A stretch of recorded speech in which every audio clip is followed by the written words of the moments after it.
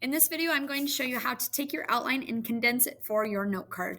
So you've already labeled your note card, you have it all folded, and hopefully, possibly, maybe it's stapled in the middle horizontally.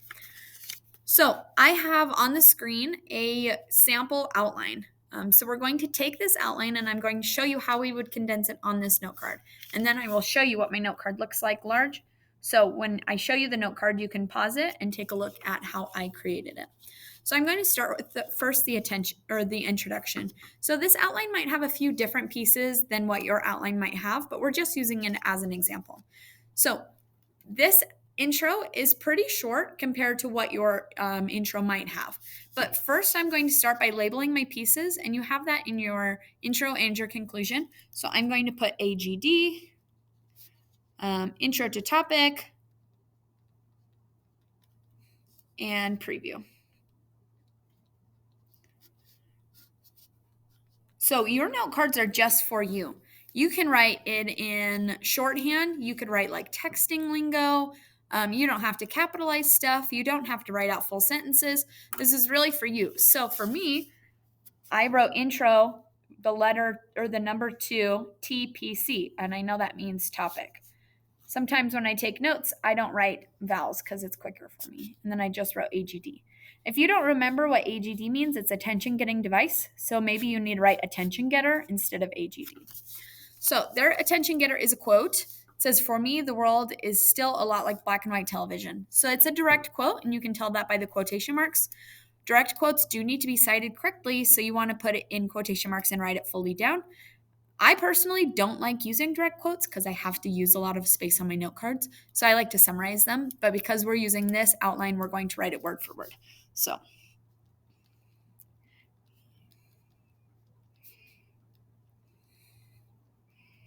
you can practice doing your note card by outlining this or note carding this outline with me. Still a lot like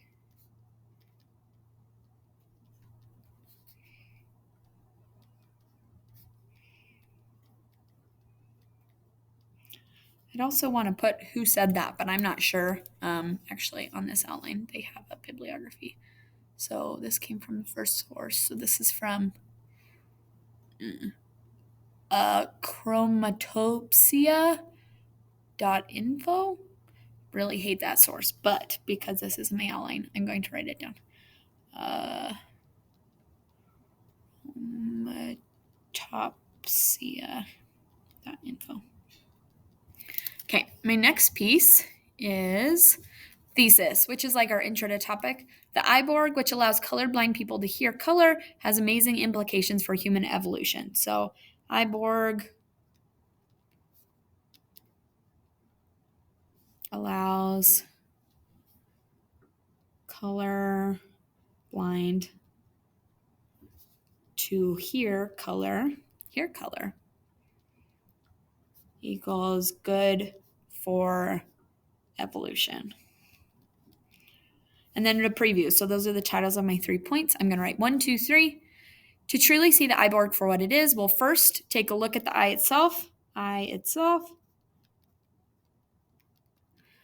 Then look up some applications. And finally, some implications for the body.